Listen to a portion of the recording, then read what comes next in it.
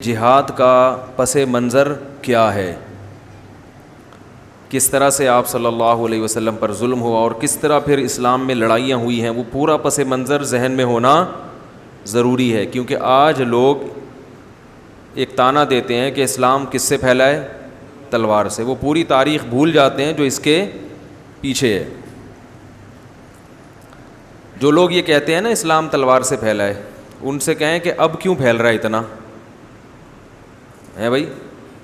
اب بھی تو اسلام دنیا میں بہت تیزی سے پھیل رہا ہے نا. تو کوئی تلوار کہیں دیکھی، کوئی غلیل کسی مسلمان کے بعد جس سے لوگوں کو مسلمان بنا رہا ہو. باقی اگر کوئی مسلمان کسی دہشت گردی میں پکڑا جاتا ہے تو وہ صرف مسلمان نہیں، وہ غیر مسلم بھی پکڑے جاتے ہیں. جیسے اس کی مثال ایسے ہے کہ اگر آپ نے دیکھا ہوگا مسجد میں چپل چوریاں ہوتی ہیں کہ نہیں ہوتی. میری جتنی چوریاں مسجد میں چپل جتنی مسجد میں چوری ہوئی ہیں نا، کتنی کہیں بھی نہیں ہوئی. تو کیا یہ کہہ سکتے ہیں کہ نمازی چور ہوتے ہیں؟ بھائی چور نماز پڑھنے بھی آ جاتے ہیں. تو نمازی چور ہوتے تو نماز کیوں پڑھتے وہ؟ تو اسی طرح کچھ لوگ اسلام کا لیبل لگا کے وہ دہشت گردی بھی کر لیتے ہیں. تو اس کا یہ مطلب تو نہیں ہے کہ مسلمان دہشت گرد ہوتے ہیں. تو آج ہم سورہ انفال اور سورہ توبہ انشاءاللہ اس کی منتخب آیات میں پڑھوں گا آپ کے سامنے. اور یہ پوری ٹوٹل سورہ انفال اور سورہ توبہ A to Z شروع سے آخر تک جہاد ہی جہاد ہے. تو یہ بڑی ناانصافی ہوگی کہ ہم اتنے اللہ نے جس حکم کو اتنی اہمیت دی ہم اس پہ سرسری طور پر گزر جائیں. تو یہ بہت ہی ایک اللہ کے حکم کے ایک اہم ترین حکم کے ساتھ کیا ہوگی، خیانت ہوگی. اللہ تعالیٰ نے سورہ انفال میں غزوہ بدر کا واقعہ بیان کیا کہ کس طرح اللہ تعالیٰ نے فرشتوں کے ذریعے تمہاری مدد کی. اور ایک بہت اہم اللہ نے حکم بیان کیا، یا ایھا الذین آمنوا اذا لقیتم الذین کفروا زحفا، جب میدان جنگ میں تمہاری کافروں سے لڑائی ہوا کرے، فلا تولوہم الادبار، تو پیٹھ پھیر کے مت بھاگا کرو. خاص طور پر یہ آیات جو ہمارے فوجی جوان ہیں جو میدان جنگ میں ہوتے ہیں، محاذوں پہ لڑتے ہیں، یا کسی بھی اسلامی ملک کی جو آرمی ہے، کسی بھی اسلامی ملک کا دفاع کرنے والی جو فوج ہے، میں سمجھتا ہوں کہ ان آیات کو ان کے نصاب میں شامل ہونا چاہیے. اور جو لوگ بھی اپنی سرحدوں کی حفاظت کے لیے لڑیں گے عوام میں بھی، تو وہ تمام اس حکم میں داخل ہے. کیونکہ جب جنگ ہوتی ہے تو پبلک بھی جاتی ہے، جوان لوگ بھی جاتے ہیں لڑنے کے لیے. تو اللہ تعالیٰ نے تمام مسلمانوں کو حکم دیا کہ میدان جہاد میں جب لڑائی کا میدان گرم ہو، فلا تولوہم الادبار، تو اے ایمان والو تمہیں پیٹھ دکھانے کی اجازت، بولو بھائی، نہیں ہے. وَمَن يُوَلِّهِمْ يَوْمَئِذٍ دُبُرَهُ، اس دن اگر کوئی اپنی پشت دکھا کے بھاگے گا، جنگ ہو رہی ہے، کوئی فوجی نکل لیا پتلی گلی سے، ہے بھائی سر میں ذرا پانی پی کے آ رہا ہوں، اور نکل لیے کہ یار کون لڑے گا. کسی نے بھی اس دن اپنی پشت دکھائی ہے، کوئی بھی مجاہد جو اللہ کی راہ میں لڑ رہا ہو، اس نے اس موقع پر بھاگا، میدان جنگ چھوڑ کر، اپنے ساتھیوں کو چھوڑ کر بھاگا. الا متحرفا لقتال، ہاں اگر اس کی نیت تھی لڑائی کے لیے اپنے آپ کو تیار کرنا، جیسے کوئی تھکتا ہے تو پیچھے پلٹتا ہے تاکہ میں تھوڑا ریسٹ کر کے دوبارہ جاؤں جنگ میں، یہ نیت ہو. او متحیزا الی فئۃ، یا کوئی اپنے ساتھیوں سے بچھڑ گیا ہو، اکیلا رہ گیا ہو، اور اکیلا آدمی میدان جنگ میں کچھ نہیں کر سکتا، تو اس کی نیت پیچھے بھاگنے سے کیا ہو کہ اپنے ساتھیوں کے ساتھ مل جاؤں میں. کیونکہ گروپ کی شکل میں لڑائی ہوتی ہے نا، میں اکیلا ہو گیا ہوں تو اس لیے پیچھے بھاگ رہا ہے تاکہ اپنے ساتھیوں کے ساتھ میں ان کی جماعت میں شامل ہو جاؤں. تو اس نیت سے اگر پیچھے ہٹتا ہے تو ٹھیک ہے، لیکن اگر اس نیت کے بغیر جان بچانے کے لیے بزدلی کی وجہ سے میدان جہاد سے بھاگا، فقط باء بغضب من اللہ، تو یاد رکھو اللہ کے غضب کو لے کے لوٹ رہا ہے وہ. جب وہ پیچھے آ رہا ہے تو اللہ کا غضب بھی اس کے ساتھ ہے. وَمَأْوَاهُ جَهَنَّمُ، اور اس کا ٹھکانہ جہنم ہے. وَبِئْسَ الْمَصِيرُ، اور بہت برا ٹھکانہ ہے. اس حال میں اگر موت واقع ہو گئی تو یہ موت بدترین موت.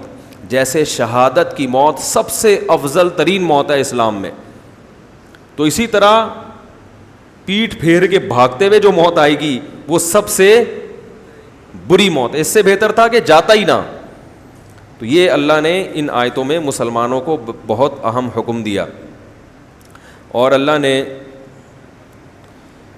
صحابہ کرام کو اپنی نعمت بیان کی ہے، وَاذْكُرُوا إِذْ أَنْتُمْ قَلِيلًا مُسْتَضْعَفُونَ فِي الْأَرْضِ، ایک وہ وقت تھا جب تم قلیل تھے، زمین میں کمزور تھے، آج دیکھو کتنا بڑا لشکر ہے تمہارے ساتھ۔ تو یہ اللہ کی نعمت ہے، اس پر اللہ کا شکر ادا کرو۔ اس میں اللہ تعالیٰ نے مال غنیمت کے احکام بھی بیان کیے ہیں۔ جب لڑائی ہوتی ہے تو دشمن کا مال بھی ہاتھ میں آتا ہے، تو جب کسی اسلامی ملک کی غیر مسلم ریاست سے لڑائی ہوگی تو جو کچھ بھی دشمن سے ہاتھ آئے گا تو وہ کسی بھی مجاہد کو اپنی جیب میں ڈالنے کی اجازت نہیں ہے، اس پہ غنیمت کے احکام جاری ہوں گے۔ فَأَنَّ لِلَّهِ خُمُسَهُ وَلِلرَّسُولِ، اللہ اس کے رسول کے لیے پانچواں حصہ۔ تو جب اللہ اس کے رسول کا نام لیا جاتا ہے تو مراد اس سے ہوتا ہے غربا اور مساکین کے لیے، تو وہ اللہ اس کے رسول کی طرف نسبت کر دیتے ہیں کہ یہ اللہ اس کے رسول کا ہے، تو مراد کیا ہوتا ہے؟ غربا اور مساکین۔ تو وہ غنیمت کے تفصیلی احکام وہ میں بتاؤں گا تو بہت ٹائم ہو جائے گا۔ تو مال غنیمت کا بھی تقسیم کا بھی شریعت نے ایک طریقہ بیان کیا ہے۔ پھر اللہ نے فرمایا یا ایھا الذین آمنوا، اے ایمان والو، اذا لقیتم فئۃ، جب تمہاری ملاقات ہوا کرے کسی جماعت سے۔ اب دیکھو اللہ تعالیٰ کیسے الفاظ استعمال کر رہے ہیں، ملاقات، حالانکہ ملاقات تو ہوتی ہے اور بھائی کیا حال ہے، السلام علیکم، طبیعت ٹھیک ٹھنڈی والان خادے ٹول جوڑ تروڑ سنگے مڑور، یہ ہوتی ہے ملاقات۔ لیکن یہاں کیا مراد ہے؟ کیا ہو گیا؟ میدان جنگ میں دشمن سے، اس کو بھی اللہ نے ملاقات سے تعبیر کی ہے۔ جیسے ہم کسی کو بڑے دھمکی دیتے ہیں نا، کہتے ہیں اچھا ٹھیک ہے کل انشاءاللہ آپ سے رنگ میں ملاقات ہوگی، تو وہ ملاقات وہ والی نہیں ہوتی جو عید بقرعید پہ ہوتی ہے۔ یہ بھی ایک قرآن کی بلاغت ہے کہ ہمارے لیے یہ جنگ ایسے ہے جیسے ملاقات ہو رہی ہے، چلو جی یہاں نہیں تو بارڈر پہ ملتے ہیں چل کے، یہاں ہم تمیز سے مذاکرات کی میز پہ بات کرنا چاہ رہے تھے، تم یہاں آئے نہیں تو بارڈر پہ کچھ ہیلو ہائے ہو جائے، سمجھ رہے ہیں؟ بارڈر پہ کیا ہو جائے؟ ہیلو ہائے ہو جائے، کچھ ملاقات ہو جائے۔ تو اللہ فرماتے ہیں کہ جب تمہاری ملاقات ہو کسی جماعت سے، یعنی جنگ ہو جائے، فَاثْبُتُوا، تو ثابت قدمی دکھاؤ، وَاذْكُرُوا اللَّهَ كَثِيرًا، اور اللہ کا ذکر کثرت سے کرو۔ میدان جہاد میں ذکر کی اہمیت عام حالات سے زیادہ ہے۔ یہ جو نعرہ تکبیر لگایا جاتا ہے میدان جنگ میں، اللہ اکبر، اس کی بھی کثرت کرنی چاہیے، اور ویسے بھی چلتے پھرتے اللہ کا ذکر کثرت سے کرنا چاہیے۔ اور یہ بھی اللہ نے حکم دیا کہ لا تنازعوا، آپس میں اختلاف مت کرو، فتفشلوا، اس سے تم بکھر جاؤ گے، وتذهب ريحكم، تمہاری قوت ٹوٹ جائے گی۔ تو اگر کسی ملک سے تمہاری لڑائی ہو رہی تو پوری قوم کو ایک پلیٹ فارم پہ جمع ہو جانا چاہیے، اس میں سارے اختلافات کو بولو بھائی بھلا دینا چاہیے، اور جو ماتحت لوگ ہیں ان کو اپنے امیر کی اور کمانڈر کی اطاعت کرنی چاہیے۔ ایسا نہ ہو امیر کمانڈر کہہ رہا ہے جاؤ لڑو، وہ کہہ رہا ہے کیوں بھائی وہاں کیوں، ادھر بھیجنا چاہیے آپ کو، مجھے وہ والا مورچہ ادھر تو کوئی نہیں بھیجا، آپ اس کو وہاں بھیج دیا اور اپنے خالو کو ادھر تشکیل کر دی، اور جو ہے نا میں چونکہ غیر ہوں تو مجھے ادھر ٹرانسفر کر رہے ہو میرا، یہ چیزیں نہیں، یہ بھی ہوتا ہے نا سب کچھ، تو سمجھ رہے ہیں؟ اللہ فرماتے ہیں اطاعت کرنی ہے، اگر تم نے اطاعت نہیں کی تو تمہاری ہوا اکھڑ جائے گی، یعنی تمہاری طاقت اور قوت برباد ہو جائے گی۔ وَاصْبِرُوا، اور صبر کرو اس اطاعت پر، کیونکہ بعض دفعہ کمانڈر یا امیر ایسی بات کا حکم دے دیتا ہے جو تمہیں ناگوار گزرتی ہے، تو ناگوار ہونے کے باوجود تم نے اس کو فالو کرنا ہے اللہ کو راضی کرنے کے لیے۔ منافقین کا بیان کیا کہ غزوہ تبوک کس میدان، غزوہ تبوک کا آگے تفصیل سے ذکر ہے کہ منافقین، غزوہ تبوک جو ہوئی تھی نا اس میں بہت لمبا سفر تھا اور گرمیاں تھیں شدید، اور کھجور کے باغات پکے تیار تھے۔ اب کتنی بڑی آزمائش ہے، پورے سال کی محنت اب رنگ لا رہی ہے، اور شدید گرمی، اور حکم دیا جا رہا ہے جہاد میں نکل جاؤ۔ کیسی قربانیاں ہیں صحابہ کرام کی آپ دیکھو. عرب کی گرمی، اور تبوک آج بھی سعودی عرب میں ہے، اچھا خاصا دور ہے اور ریگستانی سفر ہے. ریگستان میں اتنے لمبے سفر کرنا اور اتنی شدید گرمی میں، اور یہ بھی نہیں کہ کوئی پکنک منانے جا رہے ہیں، وہاں دشمن سے کیا ہے؟ لڑائی. اور ایسے موقع پہ جب پورے سال کسانوں کی محنت ابھی پھل دے رہی ہے، اور ایسے موقع پہ اپنے قیمتی باغات کو چھوڑنے کا حکم ہے. تو اس موقع پر منافقین نے بڑا لعت و لعل سے کام لیا ہے. ایکچولی مسئلہ یہ ہے، ابھی یہ پرابلم ہے، یہ پرابلم ہے. تو ہوا یہ کہ ان منافقین نے تو بہانے مارے، اور یہ فرض عین ہو گیا تھا جہاد، کیونکہ نبی نے سب کو نکلنے کا حکم دیا تھا. لیکن 3 صحابی تھے جو مخلص ہونے کے باوجود پیچھے رہ گئے. ایک کعب ابن مالک رضی اللہ تعالی عنہ، ہلال ابن امیہ، اور مرارہ ابن ربیع. یہ 3 صحابی ایسے تھے جن کے پاس وسائل بھی تھے، مال بھی تھا، مگر یہ پیچھے رہ گئے. جب رسول اللہ صلی اللہ علیہ وسلم واپس لوٹے ہیں، حدیث میں آتا ہے کہ جب نبی تبوک کے مقام پہ پہنچے تو آپ نے فرمایا ما فعل کعب ابن مالک. کعب ابن مالک کہاں ہیں؟ وہ تو میرے بڑے مخلص صحابی ہیں، وہ کیسے پیچھے رہ گئے؟ کسی نے عرض کیا یا رسول اللہ حبسہ برداہ والنظر فی عطفی. یا رسول اللہ ان کے پاس مال آج کل بہت آیا ہوا ہے، دولت نے ان کو پیچھے روک لیا. تو کسی دوسرے نے کہا کہ بیس ما قلتا، تم نے بہت بری بات کی کعب ابن زہیر مالک کے بارے میں. یا رسول اللہ ما علمنا فیہ الا خیرا، ہم نے کعب ابن مالک میں ہمیشہ خیر پائی ہے، کوئی عذر ہوگا، ورنہ وہ پیچھے رہ جانے والوں میں سے بولو نہیں. جب یہ لشکر واپس لوٹا تو نبی صلی اللہ علیہ وسلم مسجد نبی میں بیٹھے، تو اب جو منافقین ہیں نا وہ آ کے اپنے آزار پیش کرنے لگے. میں اصل میں یہ مسئلہ میرا یہ ہو گیا تھا کہ وہ مجھے تو حکیم نے منع کیے جانے، وہ میں اپنی طرف سے کہہ رہا ہوں، یعنی کچھ بھی الٹے سیدھے آزار، ڈاکٹر تو ہوتے نہیں تھے اس زمانے میں. میرے ساتھ ایکچولی یہ مسئلہ تھا، میرے ساتھ یہ نبی کو پتہ تھا کہ یہ جھوٹ بول رہے ہیں. آگے سورہ توبہ میں آ رہا ہے یحلفون باللہ یعتذرون الیکم، یہ عذر کر رہے ہیں، سب جھوٹے عذر ہیں. لیکن نبی صلی اللہ علیہ وسلم ان کے زبان سے نکلے ہوئے کلمات پر فیصلہ کر رہے تھے کہ تم کہہ رہے عذر تھا تو ہم مان لیتے ہیں، حالانکہ آپ کو معلوم تھا کہ یہ جھوٹ بول رہے ہیں. لیکن نبی نے ان کے ظاہر کو مانا کہ ٹھیک ہے. یہ بھی ایک طریقہ ہوتا ہے کہ ہر چیز کا حساب نہیں لیا جاتا. یہ جو میں نے کل بتایا تھا نا، نبی نے منافقین کو کھڑا کر کے سب کو گولی سے کیوں نہیں اڑا دیا، سب کی گردنیں کیوں نہیں اڑا دی، اتنے منافقین پریشان کر رہے تھے. یہ بھی سیاست تھی. آپ صلی اللہ علیہ وسلم کو صحابہ نے کہا کہ ان کو قتل کر دیں. آپ نے فرمایا اگر میں قتل کروں گا تو مشرکین اور کافر کہیں گے ان محمدن یقتل اصحابہ، محمد صلی اللہ علیہ وسلم اپنے ساتھیوں کو بھی قتل کر دیتے ہیں، کیونکہ لوگوں کو کیا پتہ کہ منافق ہیں. بہت مشکل ہے بھائی. دیکھو یہ کیسی بصیرت، کیسی حکمت، کیسی سیاست. ہمارے ہاں ہے کہ بس اڑا دو، یہ کر دو، وہ کوئی سیاست، کوئی بصیرت کچھ بھی نہیں ہے. تو یہ ہمارے دینداروں کا حال ہے. نبی نے فرمایا میں اگر ان کو قتل کروں گا تو مجھے پتہ ہے نا کہ منافق ہیں، اور آپ کو پتہ ہے، کافروں کو تھوڑی پتہ ہے. ان کا اسلام میں داخلہ رک جائے گا. وہ کہیں گے بھائی یہ تو بڑے سخت لوگ ہیں، ان کو تو اپنے ساتھیوں سے کبھی کوئی تھوڑا سا مسئلہ ہو تو گردن اڑا دیتے ہیں، یہ تو ڈر جائیں گے، اسلام میں داخلہ نہیں ہوگا. اس سے گویا اسلام بدنام ہوگا. تو یہ بھی کیا تھی نبی صلی اللہ علیہ وسلم کی سیاست. اور ہمیں سیرت سے یہ چیز بھی سیکھنی چاہیے کہ ہر صحیح کام کرنے کا نہیں ہوتا، اس میں گراؤنڈ ریئلٹی کو دیکھنا پڑتا ہے، دائیں بائیں دیکھنا پڑتا ہے، اس کے اثرات کیا پڑیں گے، افورڈ کر سکتے ہیں کہ نہیں کر سکتے.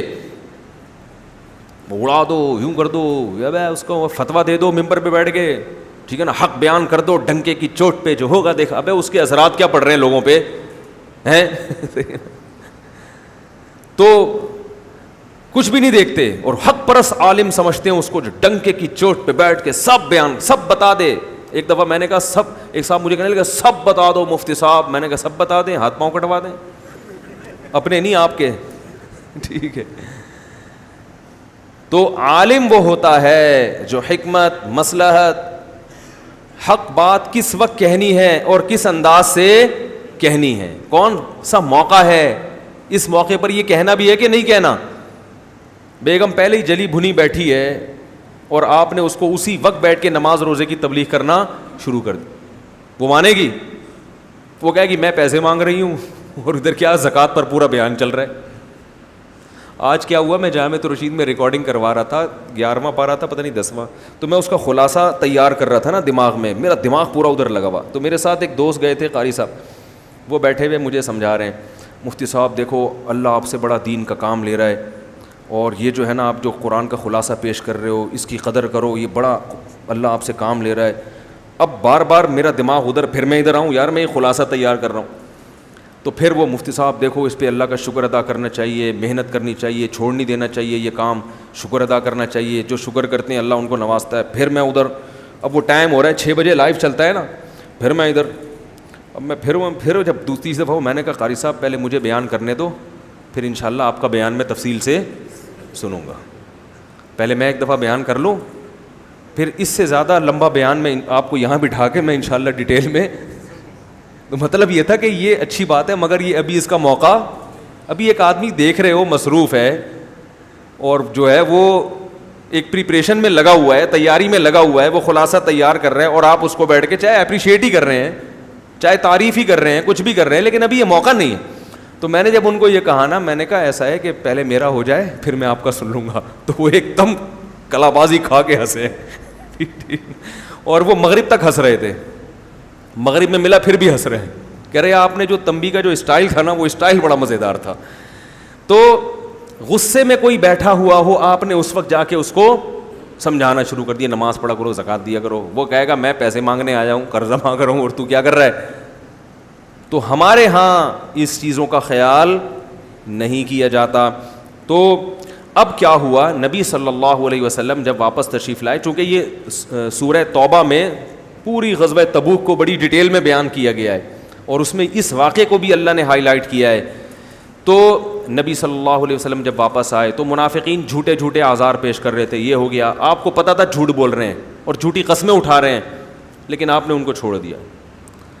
جب کعب ابن مالک آئے تو بڑے پریشان تھے کہ میں کیا کہوں گا, میں تو مخلص ساتھیوں میں سے ہوں. اور حضرت کعب ابن مالک کہتے ہیں ہر جنگ میں نبی کے ساتھ شریک رہا ہوں میں. کہتے ہیں صرف بدر میں اس لیے نہیں کہ مجھے تو پتہ ہی نہیں تھا کہ یہ لڑائی ہو جائے گی, ورنہ ہر جہاد میں نبی کے ساتھ شریک رہا. کہہ رہے ہیں جب میں نبی کے پاس آیا تو آپ نے پوچھا کہ کیا عذر تھا تمہارا, الم یکن قد ابتعت ظہرک, کیا تم نے سواری نہیں خریدی تھی, تمہارے پاس تو سواری بھی تھی, سب کچھ تھا. کعب ابن مالک کہتے ہیں میرے دل میں شیطان نے بڑے وسوسے ڈالے کہ میں بھی منافقین کی طرح جھوٹ بول دوں, لیکن کہتے ہیں میں نے کہا ایک جرم میں نے کیا ہے, دوسرا جرم میں بولو بھائی نہیں کروں. کہتے ہیں میں نے کہہ دیا کہ یا رسول اللہ کوئی عذر نہیں تھا, کوئی عذر نہیں تھا میرا, بس شیطان نے روک لیا مجھے, اور اتنا مالدار تو میں پہلے کبھی تھا ہی نہیں جتنا ابو. اور وہ جو 2 صحابی تھے وہ عمر زیادہ تھی ان کی, بوڑھے تھے, مرارہ ابن ربی اور ہلال ابن امیہ, انہوں نے بھی سچ سچ کہہ دیا. آپ صلی اللہ علیہ وسلم نے فرمایا قم, اٹھو, حتی یقضی اللہ فیک, جب تک اللہ تمہارے بارے میں کوئی فیصلہ نہیں کرتا تم یہاں سے چلے جاؤ. آپ ایسے غضبناک ہوئے کہ آپ صلی اللہ علیہ وسلم نے صحابہ کو حکم دے دیا کوئی بھی ان سے بات چیت نہ کرے, کیونکہ ایسی سخت لڑائی تھی, اتنی گرمی تھی, شدت تھی. ایسے موقع پہ اپنے ساتھیوں کا ساتھ چھوڑ دینا اچھا کام, اس سے پتہ چلتا ہے کہ اپنے سب ساتھی تھے نا صحابہ بھی ایسے موقع, اور اسی سے انسان کا پتہ چلتا ہے کون کتنے پانی میں ہے.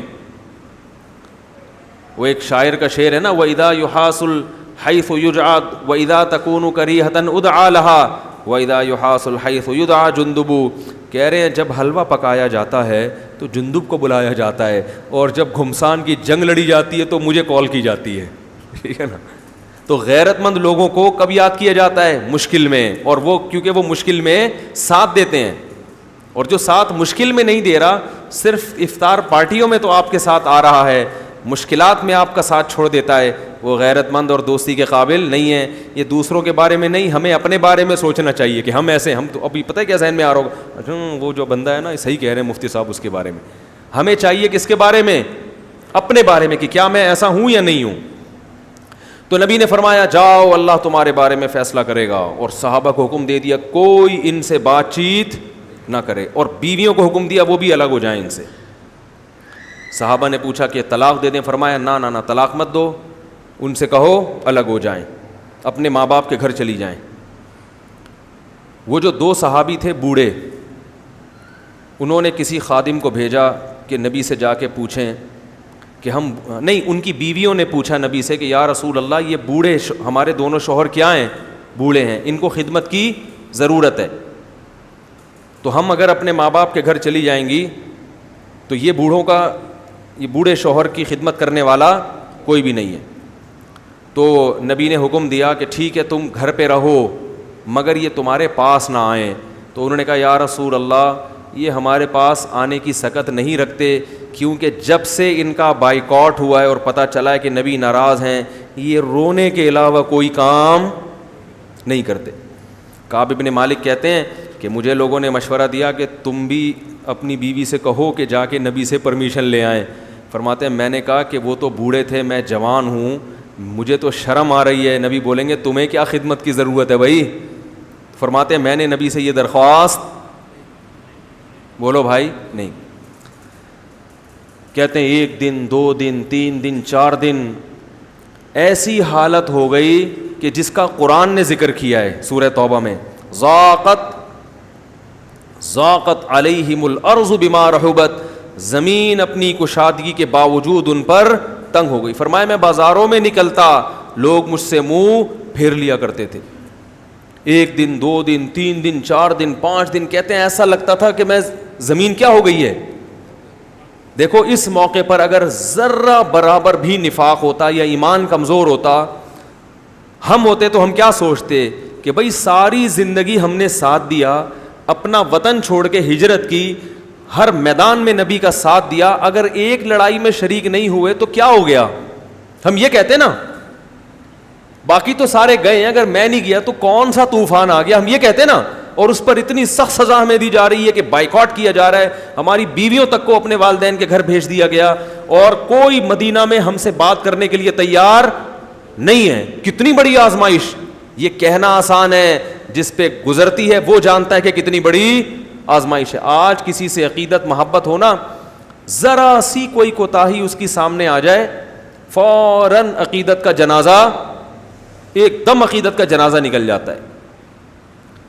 تو اس موقع پر روم کا بادشاہ تھا، پتہ نہیں فارس کا، مجھے یاد نہیں، اس کو جب پتہ چلا نا کہ کعب بن مالک جو سرداروں میں سے ہے اور ان کے ساتھیوں نے ان کے ساتھ یہ سلوک کیا کہ کوئی بات ہی نہیں کر رہا، تو اس نے ایسے موقع پہ دشمن فائدہ اٹھاتے ہیں نا، تو اس نے خط بھیجا کعب بن مالک کی طرف.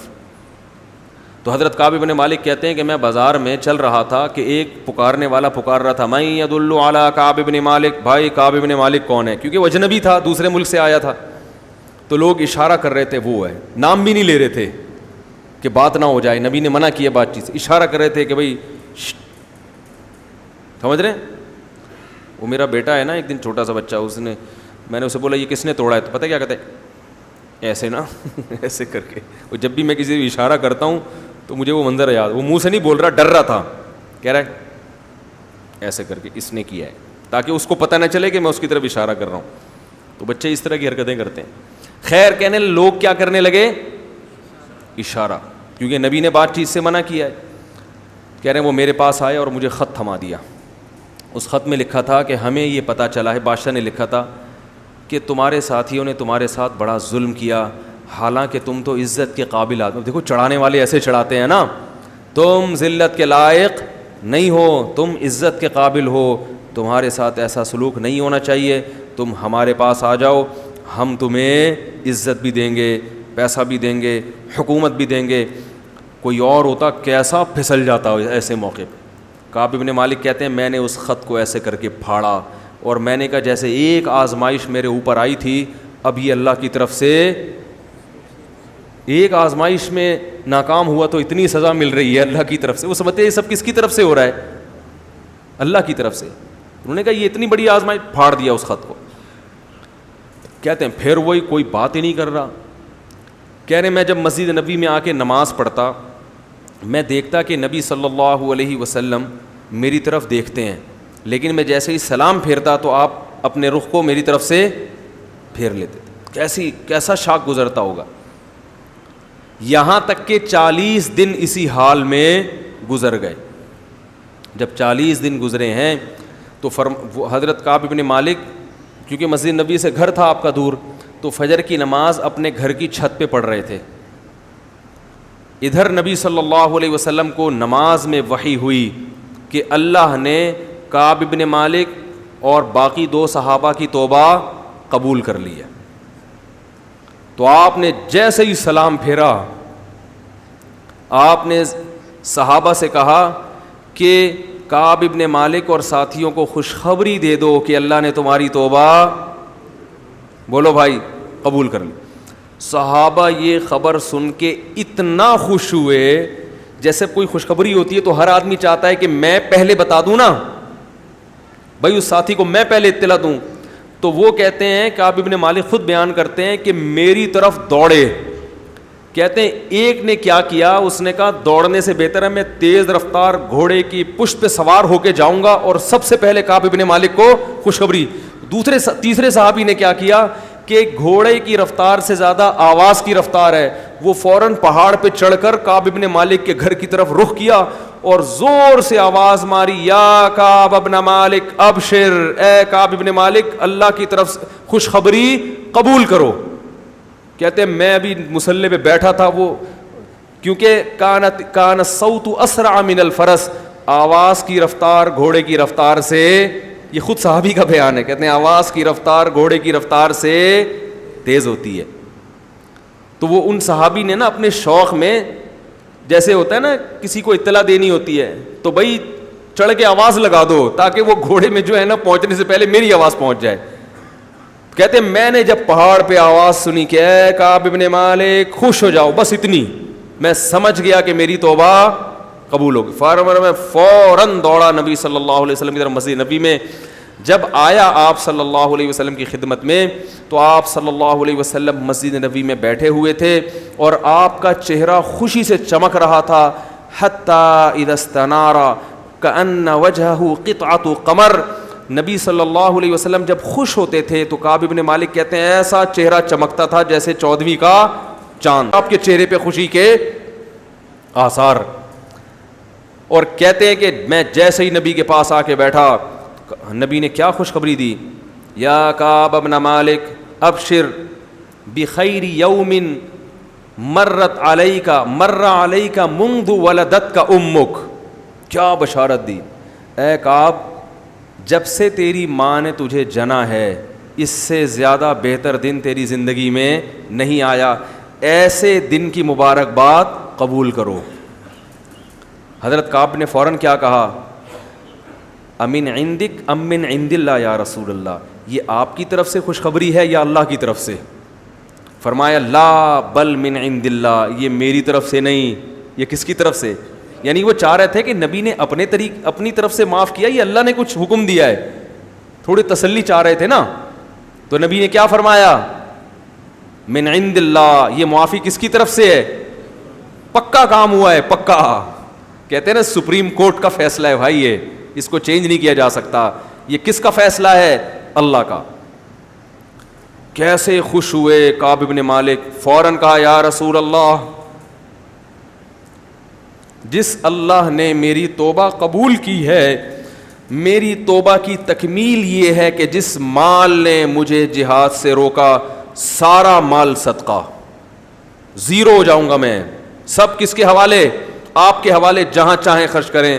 نبی نے فرمایا نا نا نا نا نا، ایسا نہ مت کرو، ٹھیک ہے نا، کچھ روکو اور کچھ سارا صدقہ کر دو گے۔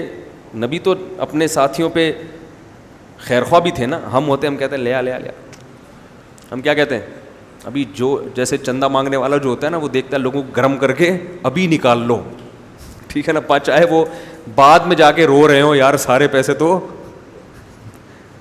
چندہ مانگنے والے کو جا کے دے آئے۔ اور وہ تو غربا پہ صدقہ کر رہے تھے۔